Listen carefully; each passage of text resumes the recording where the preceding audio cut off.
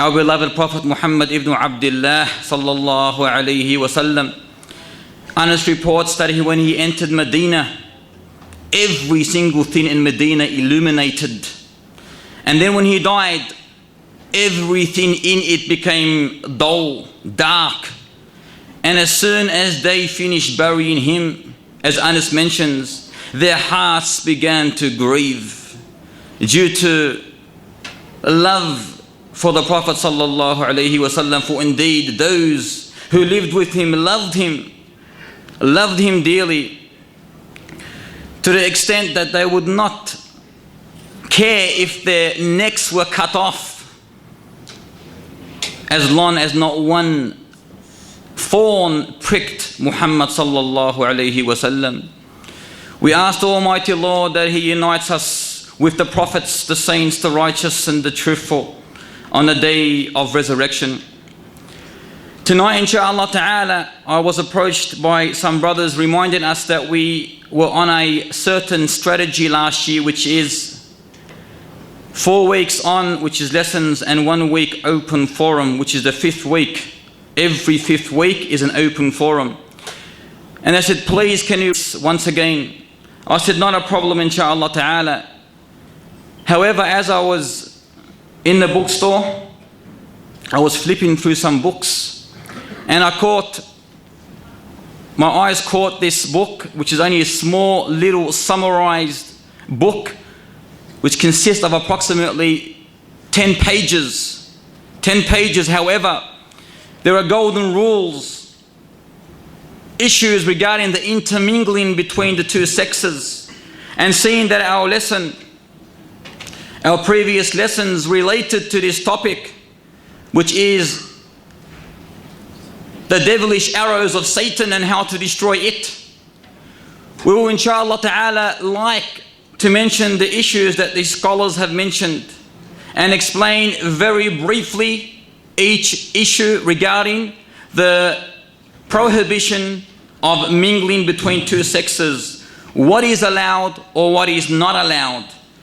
So inshallah we will try to do this very quickly, and then we will inshallah open the room for discussion. And we should understand that this is the work of the scholars, most of the scholars. In other words, the majority of scholars' opinion is mentioned in here. So we will begin inshaAllah ta'ala.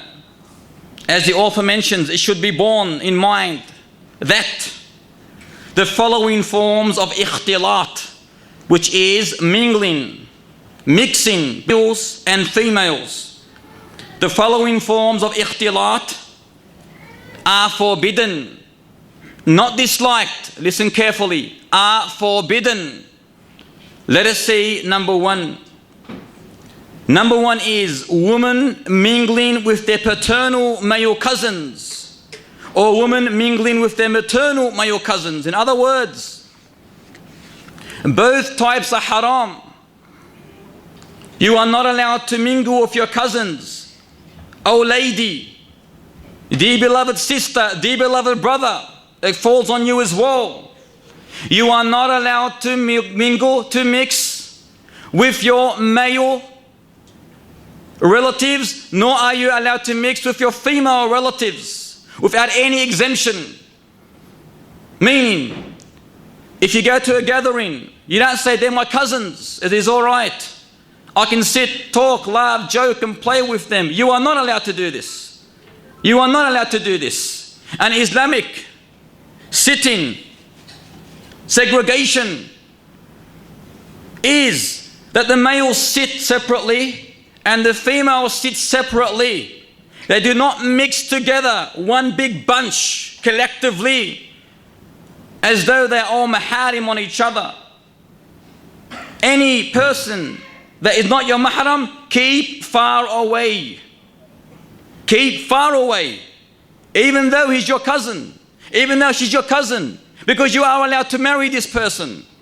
And any person you are allowed to marry, there could be ignition there from Satan. He could ignite the forbidden gaze and thus lust, instinct desire will be created in that heart of yours. And all these weeks that passed, the last 3 or 4 weeks will be mentioned in this, warning against this. So do not say they're my cousins, there's no problem. There's a major problem there. A major problem. Your cousins you can marry. So you are not allowed to mingle with them with the excuse, oh, they're my cousins, they're my blood. Blood is death, it's destruction. And it could lead to all illicit promiscuity. Number 3, the wife's mingling with her brother-in-law. And that, as we mentioned last week, as the hadith says, إِيَّاكُمْ وَالدُّخُولَ عَلَى النِّسَاءِ فَقَالَ رَجُلٌ مِّنَ الْأَنصَارِ يَا رَسُولَ اللَّهِ أَرَأَيْتَ الْحَمْوَةَ فَقَالَ الْحَمْوُ الْمَوْتِ. Beware of approaching, sitting in audiences where there is only woman or woman. And a man from the Ansar said, Ya Rasulullah, what about the brother-in-law? The in-laws? He goes, that is death. That is destruction. And how many people today are lenient towards this? But it's only my brother-in-law. Or the husband, he's only my brother. He can take her out, for example, on a journey to the doctor. He can take her shopping. He's allowed to enter my house. My brother is not allowed to enter my house when I'm not home. His house is like my house. This is the poison arrow that he throws at you. That my brother, he cannot enter my house when I'm not there. It's his sister-in-law. It's my wife. He's my brother. Big deal, they say. Big deal? You can lead that person and that person, both of them, to destruction. That's what the hadith says. Al-hamu al-maut, death, destruction. It can lead you to an eternal punishment if you're not careful. There is no leniency here. There is no leniency. Your brother can end up being with your wife in the worst of ways. And how many times has this happened? How many situations and cases that come to you and say, Wallah, my brother done this to me. Well, of course he did this to you. You allowed him to do this to you. You allowed him. You've given him the key to do this to you. Why did you allow him in the house without you being there? But he's my brother. If he's your brother, but take the advice. Take the golden advice from this beautiful narration. There is no excuse. There is no excuse. You will be the cause of this. And you will be considered a person, the husband, if he allows his brother to enter the house while he is not there, while his wife is there, you will be called a dayyuth. And a dayyuth is the one who does not care whether men talk to his wife, she talks to men. This person in English is called a what? A cuckold. A dayyuth. And he's cursed. And the hadith mentions he will not enter paradise. When a man allows his wife to be talking with other men, men talking to her, not a problem. They're my brothers. Or they're my cousins. Or they're my friends. She's your wife. She's your wife. She's a weak person. They're weak people. Anything could partake, anything. The venom of Satan is powerful. It's powerful. If you are not careful, you do not take care of that precious pearl of yours, that ruby, you could lose her. You could easily lose her.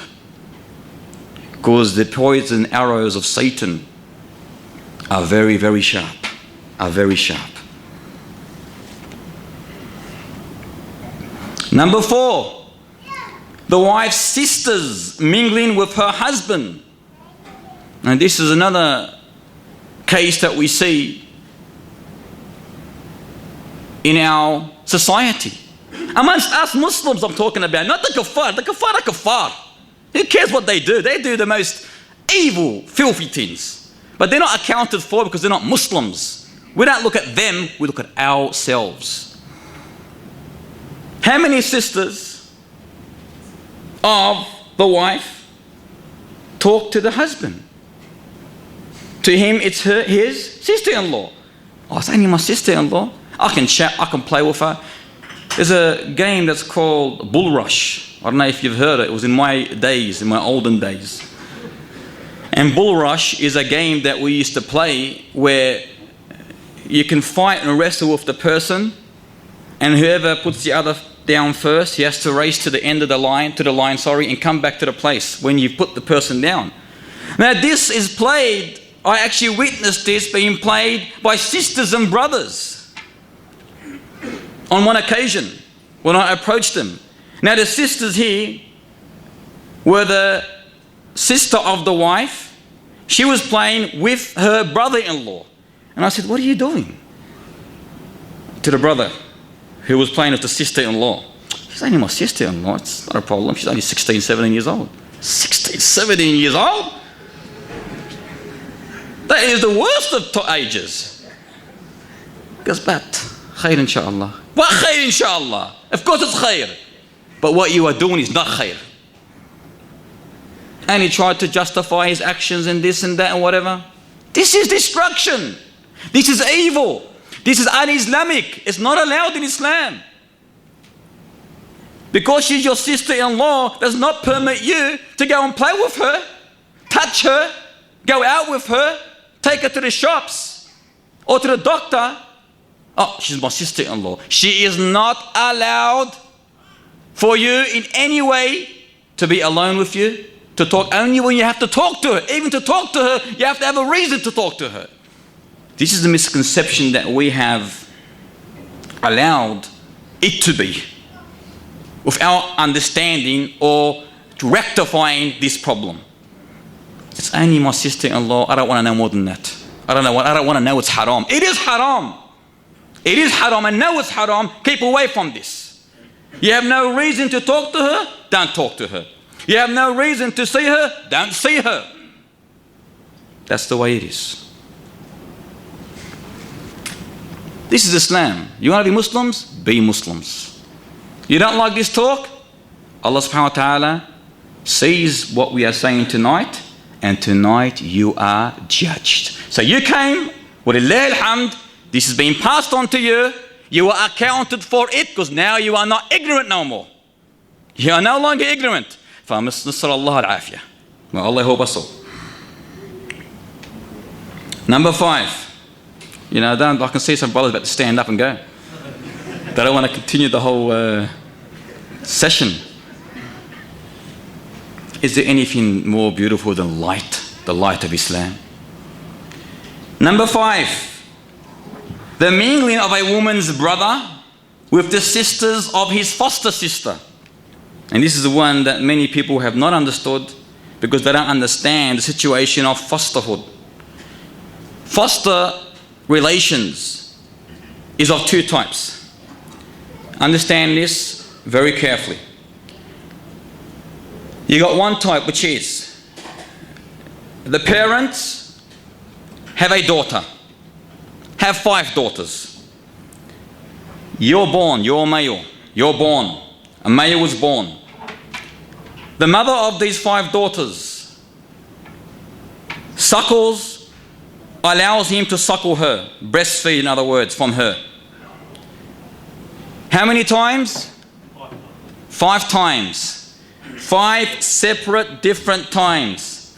This young lad, young child, breastfeeds from this mother 5 different times. She becomes his foster mother. Foster mother. He becomes her mahram. Every single person in her family is related to him through foster relation. Is that understood? The 5 daughters that she's got become his foster sisters. He is allowed to be independent. He is allowed to talk to them. He can take them out wherever they want on their own. He is not allowed to marry them. Likewise, his foster mother, her sister, which is his auntie, she is likewise his foster auntie. Everyone in her family becomes related to this child. Is this first scenario understood? The second picture is you were born, you see a mother who's only a foster mother, but not the real mother of that child. In other words, you, a male, another girl was born, she a female, two of them.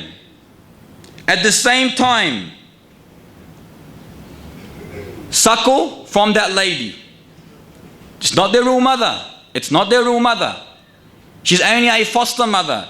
She breastfeeds both of them. When they each had 5 suckles each, they become sister and brother, even though they're not related before that. They become sister and brother. However, if she has sisters, they are not your foster sisters. Is that understood? Oh, the scientist understands it because a scientist, he's got that intellect, but some of us haven't got that intellect. Is that understood? Is that understood? I'm going to ask one of you to explain. This scenario, there is no relationship with that mother at all. She is the mother, his foster mother. But that child, because it's not from the same, it's not her blood child, she does not become, her sisters do not become related to that boy. It's only her directly and no one else. But the foster mother, her sisters, her brothers, her family, grandpa, grandma, they become related to this child. I hope that's understood. So the Shaykh is referring to which situation? To the latter one, which is the sister of the one that is not directly blood to that mother. Number 6, the man who has proposed being alone with his fiancée. He's going out with her, and her talking to him before the marriage contract is conducted. A man is only allowed to look at his fiancée in the presence of her wali, which is her father, her adult brother, her adult son, and so forth, when he has firmly decided to marry her. Another situation today where you see many people committing bid'ah. As soon as a person is interested in a lady, he goes to the people's house, and what do? Al-Fatiha. So Al-Fatiha is conducted. Now they believe that Al-Fatiha, Al-Innovation, they believe it to be what? To be a contract. A contract. This is not a contract. This is not a contract. It's a syntact. A syntact, that's what it's called. And not only that, it does not allow you, under any circumstance, to be allowed with this person after Al-Fatiha. There is no allowance whatsoever. Why are you laughing like that? You're making me laugh. So here we get this problem today, which has arisen, which is what? You see many brothers, for example, la, khalas, I can take her out, I can go out with her, I can talk to her, I can this, I can that, I can whatever, because Al-Fatiha has been conducted. This is not allowed. You have no right over this lady until the marriage contract has been done. And what is the marriage contract? You have a sheikh, you have 2 witnesses, you have the wali of the person, and then you do the contract. You mention the dowry, you mention the conditions. You are allowed after that to be with her alone, talk to her, take her out, do whatever you want, because you're married now. But as for the first situation, you are not allowed to be alone with her. You are not allowed to take her out under any circumstance, because the contract is not binding. Because it's not a contract, it's only a verse that is recited in a improper place and area. Understood? Alhamdulillah. Number 7, the groom ascending an elevated bridal platform or stage with his bride in front of other women on his wedding night. وَلَا حَوْلَ وَلَا قُوَّةَ إِلَّا بِاللَّهِ. And I'm pretty sure we all witnessed this in our past, in our hooligan days. We've witnessed this. But in our Islamic days, can we witness this? Of course we cannot witness this. It's haram. Where you see, especially the lebos amongst us, where you see, tabarakallah, the bridegroom dressed up with a nice suit, greased up hair, nice tie, his wife is on the ascension, on that big throne, and then he is presented before all the women, and he sits with her. This is haram. This is haram. You are not allowed to do this. You are not allowed to be anywhere in that place where there are women of such en masse. You must be away in the men's section. They are in the ladies section, and this is the way it is Islamically. But to go before the women and confront them, this is an un-Islamic approach, and you are committing a sin. Likewise, number 8, the ascension of the relatives, the groom and the bride on an elevated bridal platform or stage in front of other women. And likewise, you get many times where the relatives all come and they want to sit with the couple on each side and in front of all the women. This is haram. A man is not allowed to approach or confront the ladies under any circumstance, even if they're veiled. Even if they're veiled. For him to be there is not a proper place.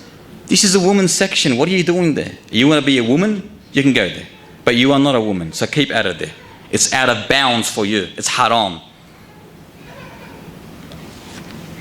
Even the husband, the bridegroom, for him to be there, he should understand better. Even if they were to chain him or shackle him and try to drag him into that place, he is not allowed.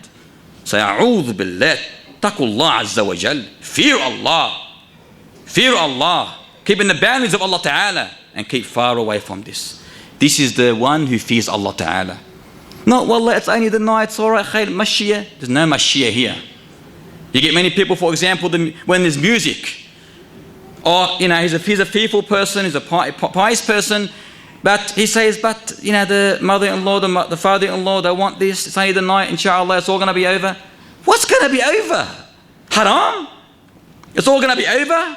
What if Allah quakes the earth before your very feet? Is it over? It is never over. That incident that partook that night is always there. It's recorded. It's recorded. It can never be over. It can never be over. Do not take minute issues to what you believe minute. It's easy. This is severe. This is severe. There is nothing minute in Islam haram, minute haram. So it is not over. Keep far away from this. No music, no mixing, no platform, no being there. Final. You don't like this, my love? Keep away from me. You're not a righteous person. So it is.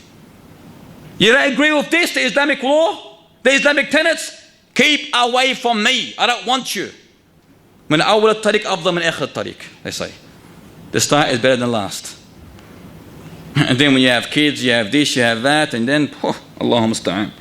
She drives you into a mental institution. Because it's only the night. That night entails and entails and entails, and anything can break loose after that.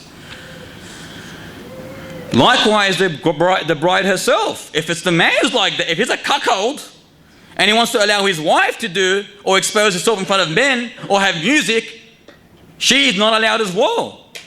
And if she sees this deficiency from him, put it this way, I would never allow my daughter to be with a man like this from the first of stages. Using male servants in the women's section at parties in some of the hotels, as is the case at some wedding parties. And this is another situation that we see, that they say they're only waiters and there's not a problem. The This is a major problem. This is a major problem. And if you know of this and thus you allowed your wife or your female responsibility to be in that place, you are considered a youth, so beware. Some women mingle with men who are not directly related to them under the pretext that they are from the same tribe or extended family. That is like the clan or the tribes, that because they believe they're from one clan, then it is not a problem to allow the mingling to partake. This is haram. It is exactly the same as the paternal and maternal cousins mentioned earlier. Number 13, being lax about allowing teenage girls to mingle with young men or older men who are not related to them by claiming that they are still young. This is very, very, very dangerous. Very dangerous. Brothers, sisters, you have daughters. You have sons of age which is adolescence. This is a very, very crucial age, a very dangerous age. How are you able to see men around your daughter at the age of 15, 16, 14, 17, 18, with the excuse they're only young, they're teenagers? This is not allowed. It is not Islamic. Do not take this lightly. Men use them as prey. Men today are like predators towards women. And that's the reality. There are many evil people out there. Do not take these issues lightly. Take them with full conviction and acceptance. Acknowledge the situation and implement what you hear.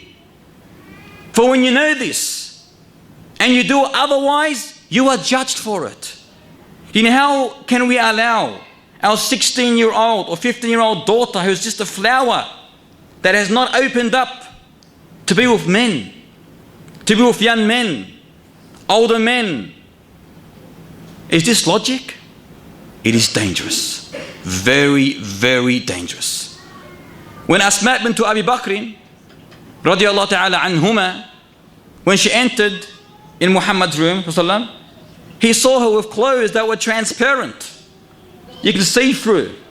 He goes, "Ya Asma, when a woman comes of age, she is not allowed to show except her face and her hands." In other words, cover yourself. You're of age now. She could have been 12 years old, 13 years old. So he warned against this. And like I said today, it is very, very dangerous regarding the issues of teenage children. Beware, because a lot of young men like to experiment things they haven't before, and they prey on young girls like them. If not them, Nasallallahu al-afiyah, is the older men. So be careful. She's your daughter, and treat her like a precious golden thing.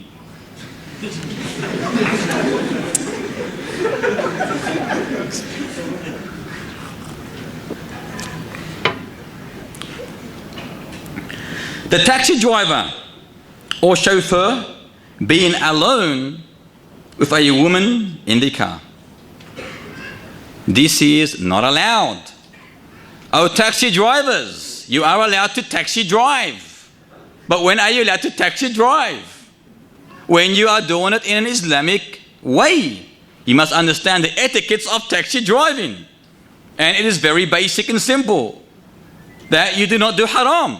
How easy is that? And among the haram is when you allow a lady in the car on her own. You're saying there are people around you in driving in the car as well. This is the excuse that is mentioned by the majority of taxi drivers. But there are cars just side by side, in front and behind me and whatever.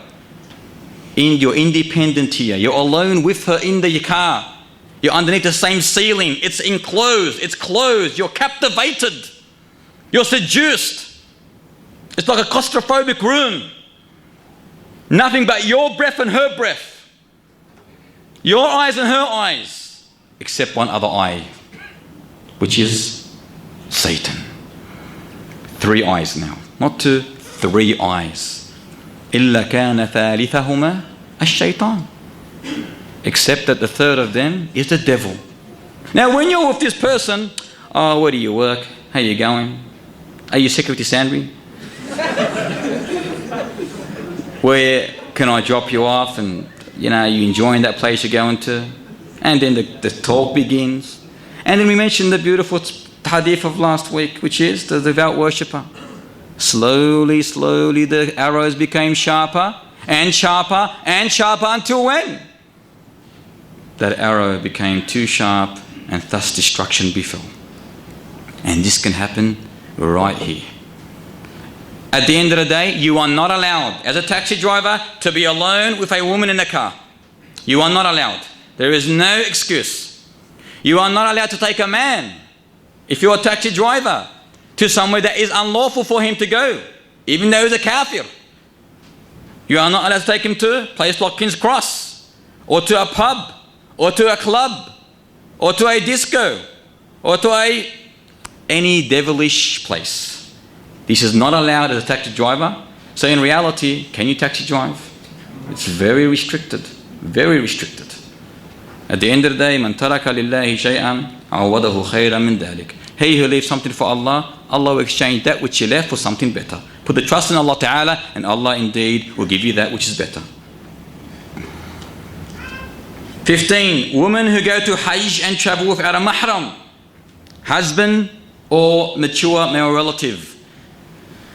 As we mentioned last week, a lady is not obliged to go to Hajj unless she has a mahram, unless she is able to go. And among the conditions of her having that ability is to have a mahram. If she has no mahram, you are not allowed to travel. You are not allowed to go. Wallahi, even if it was to Melbourne from Sydney by aeroplane,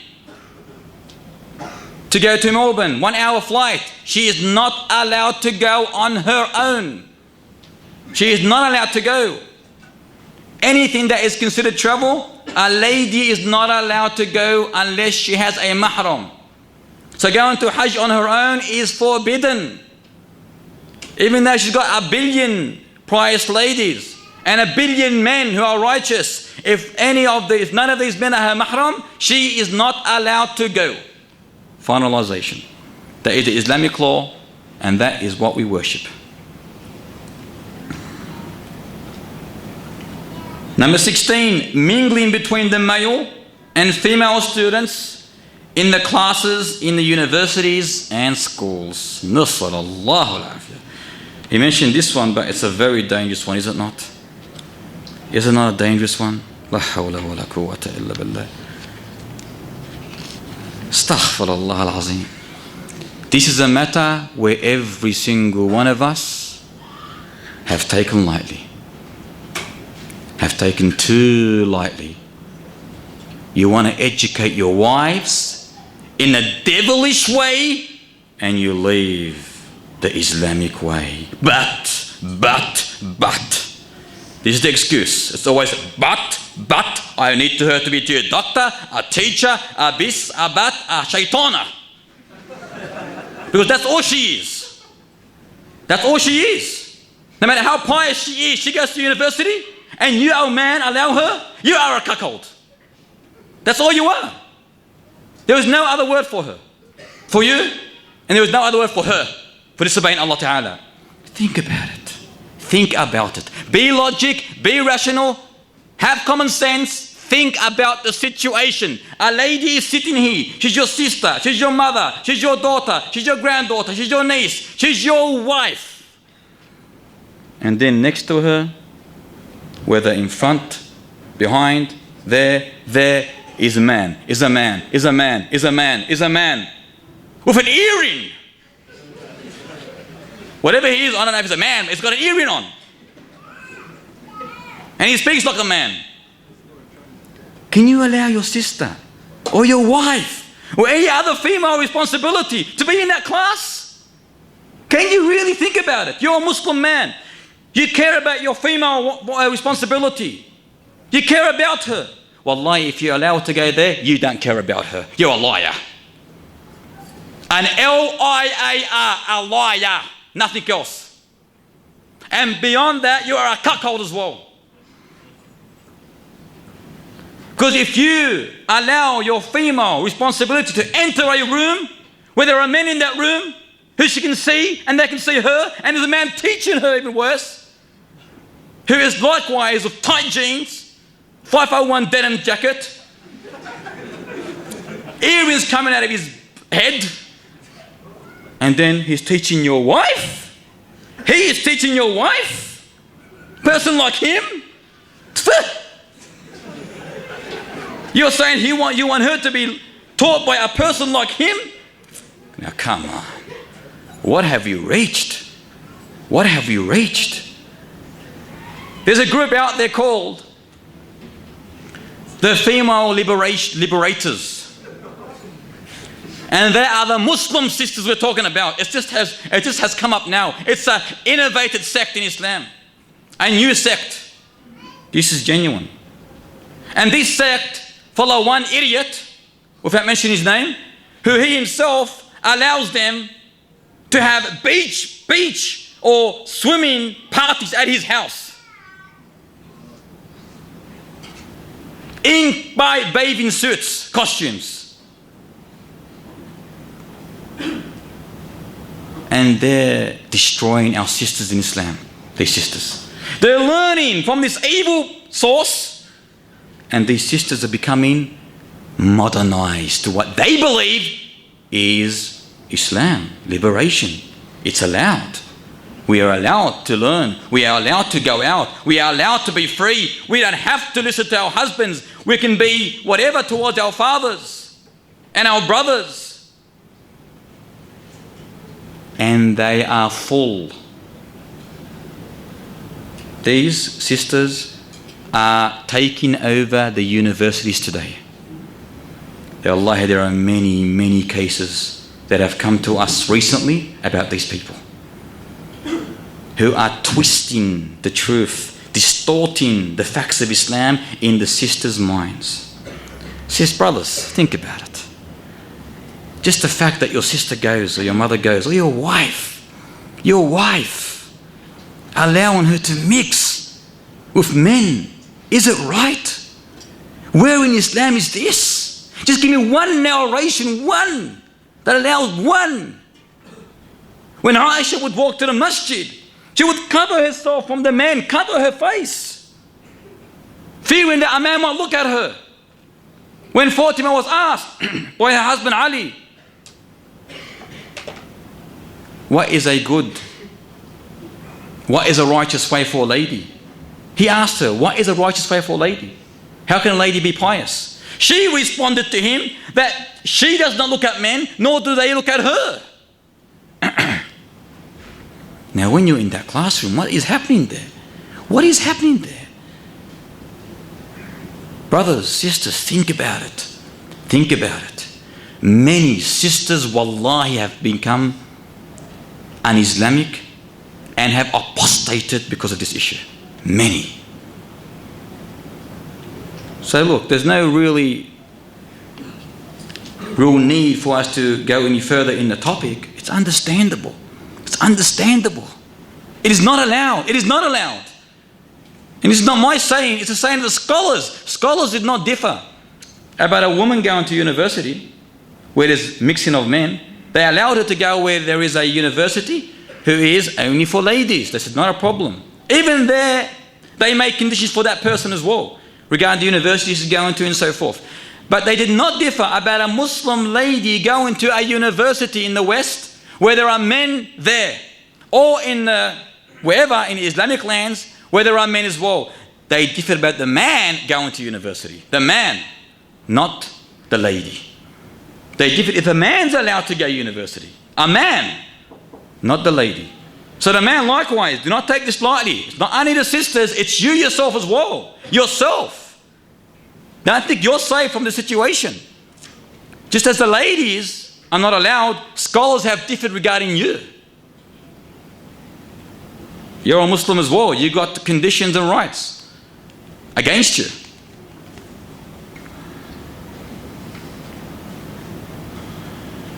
Number 18, the mingling of some students who study in other countries with Western families and living with them in one home. I think they call it exchange student, is it not?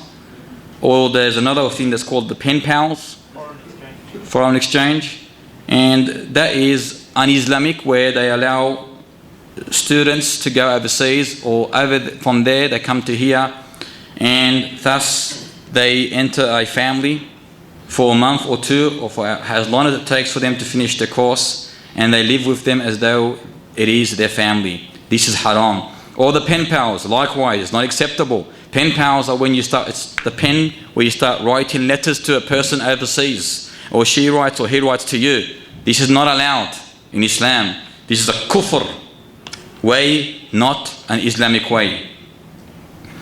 The call for sending women abroad for the purpose of continuing their higher education. This leads to the fact that these women adopt destructive Western ideas.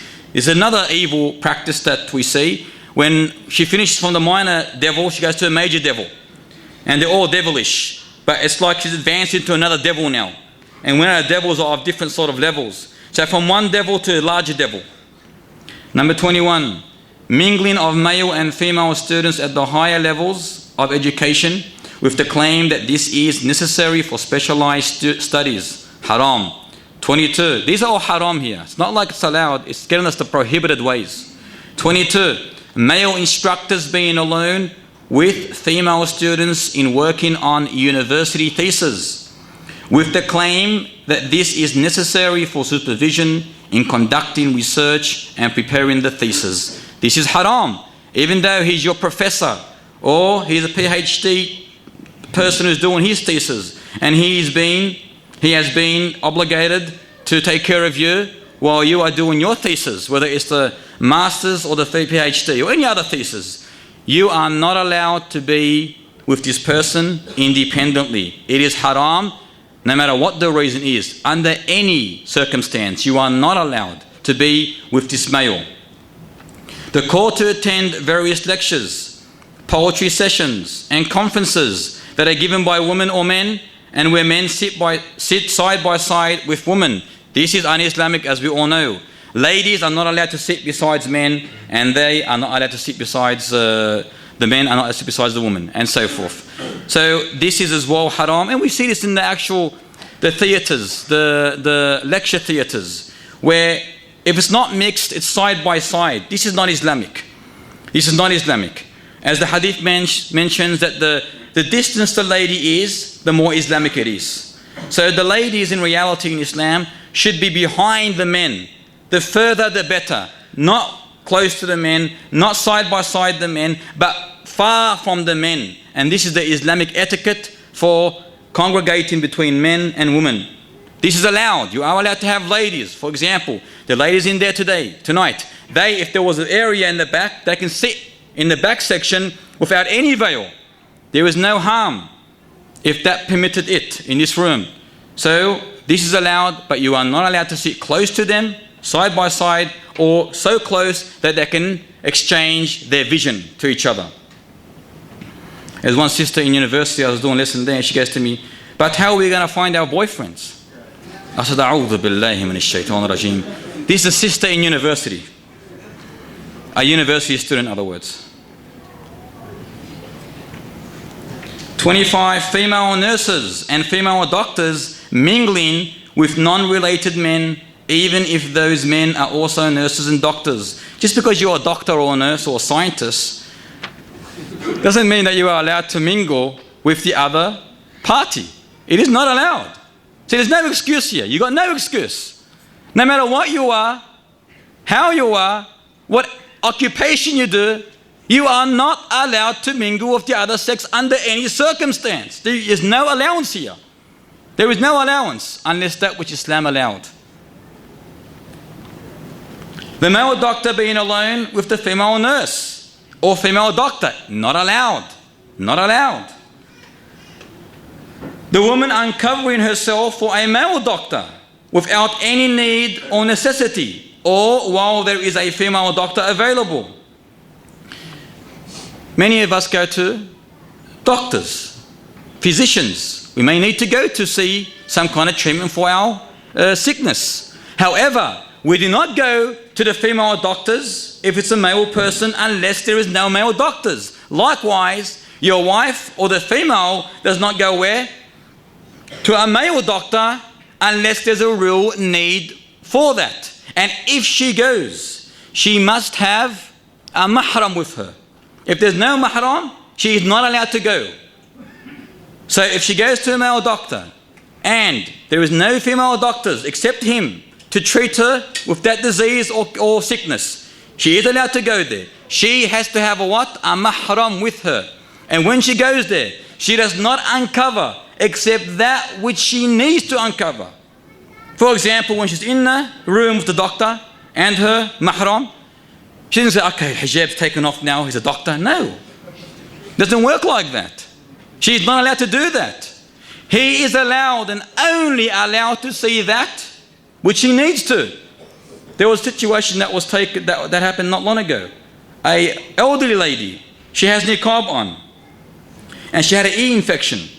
So she went to the doctor. She asked me if I'm allowed to do this.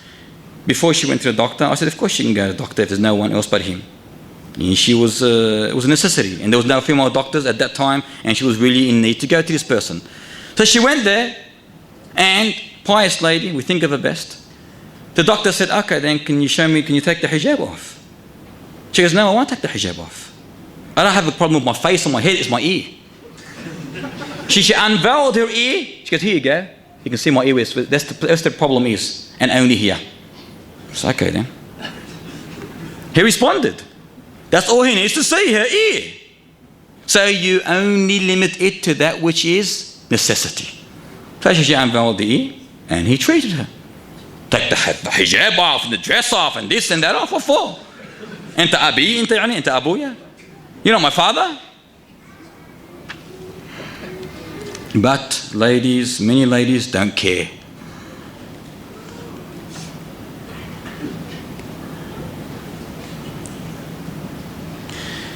Women and men mingling freely at parties and on other special occasions. And this happens just about every single day where many people mingle, whether it's at home, whether it's in parties, whether it's out in the park. And even, subhanAllah, we see this amongst the university students again, where they have excursions to certain parks and they mix, wallahi they mix. And I think there was a recent excursion in Sydney University where the Muslim organisation there organised some kind of barbecue or whatever. They went to a park and they were mixing as they were brothers and sisters, related, brothers and sisters, talking to each other, exchanging thoughts to school, what they're going to do in the Islamic in the Islamic perspective, in their university. This is not allowed. And subhanAllah, why are we doing these things? What is happening to us as people? Where in Islam does this allow us? Why have we changed? Why are we so deficient? Why are we so weak? Why are we allowing this to be? Why? It is not allowed Islamically.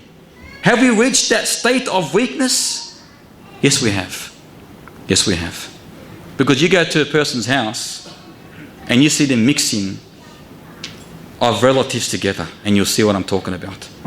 The mixing, where the two couches, for example, a family's there and a family's there. His wife is with this person, the husband, talking to each other, joking and laughing as though there is no tomorrow.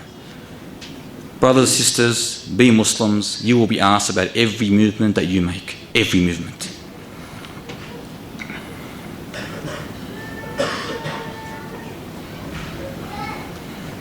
There are many more. We'll continue, inshallah. There's only about 5 or 6 left that look important. I would advise every brother and sister to get this book, inshallah ta'ala, which is called The Mingling Between Men and Women is Prohibited. It's in the bookstore. But we'll probably have to order a couple more boxes. But it is a very, very, very important book. Mingling of women with men at medical laboratories and clinics with the claim that this is necessary for work. Understood. Mingling of women with men at amusement centers and recreational areas with the claim that it is a family day. Haram. Mingling of women with men at restaurants and cafeterias with the claim that they are in the family section. Haram. Mingling of women with men, or women being alone with male store attendants and shopkeepers. Haram. Mingling of women with men in shopping centers, malls, markets, etc. Haram. The woman traveling alone by car, plane, bus or other than that without a mahram with her. Haram. Women allowing male photographers to take their pictures. Haram.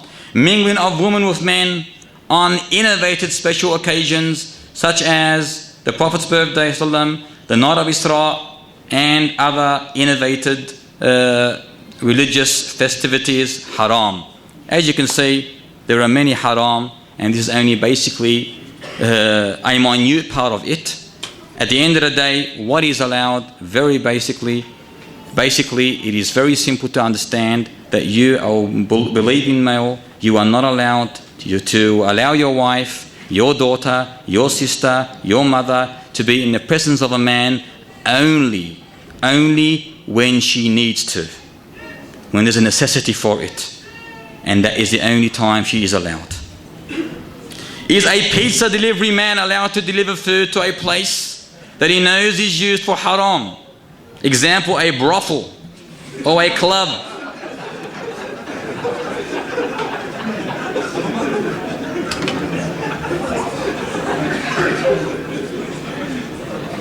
That's a good question. Absolutely haram. Question? تفضل يا عمر. سلامة الله.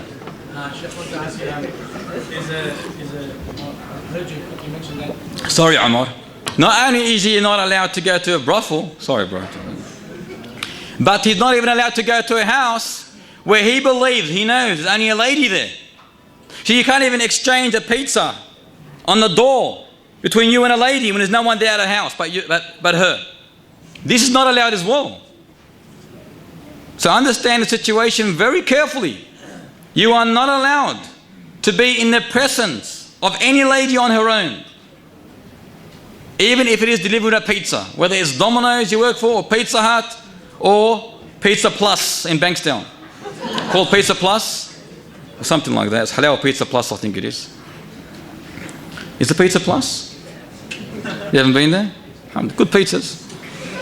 No, Muhammad. The halal too, you get that beautiful meat on it. Because we're deprived from going to Pizza Hut and getting that big Super Supreme.